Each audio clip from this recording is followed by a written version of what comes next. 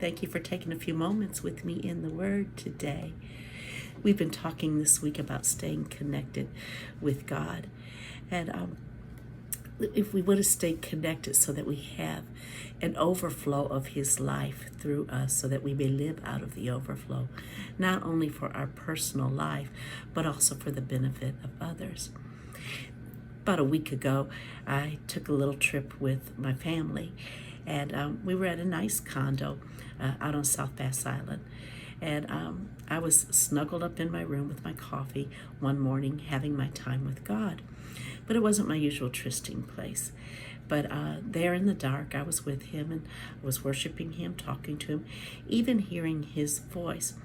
But in my mind, this thought was playing out that I can't wait till I get back home where I'm in my trysting place with Him. Then I can move in deeper with Him, and also it will make me more effective in my life. And the Lord interrupted those thoughts, and I'm so glad He did. And He said, "What about Paul?" And I thought, what about Paul?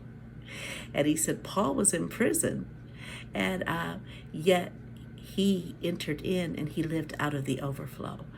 And I thought, well, I need to go look at Paul again. And I went over to Ephesians chapter 3, and I'm just going to pull a few verses out of here.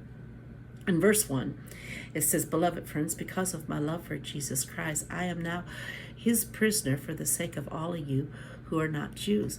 Paul was imprisoned in the Roman prisons, and it was the worst prison you could think of. And he had Roman soldiers who were generally cruel that were around him. And yet he's in this place, and he's writing this book.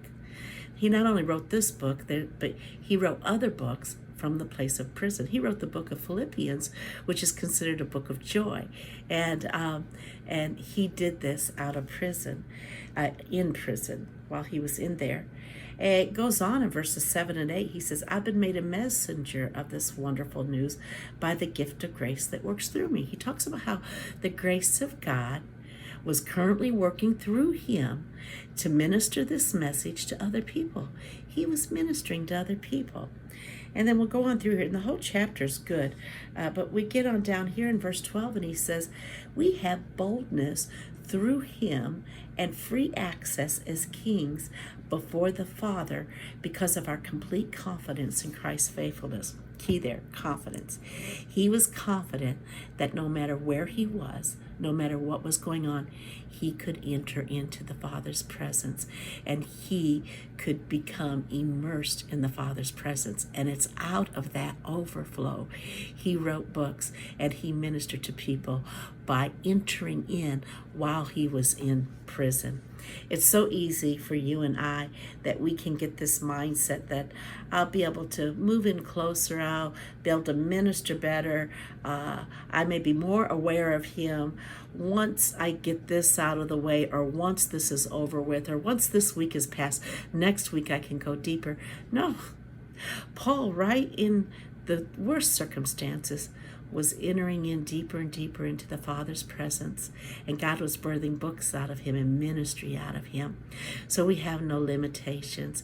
Yes, we need our trysting place. We need that. I love my trysting place, but I'm not confined to that. Wherever I'm at, no matter what's going on, wherever you're at, no matter what's going on, you can enter in as deep as you want in the Father's presence and keep the flow open.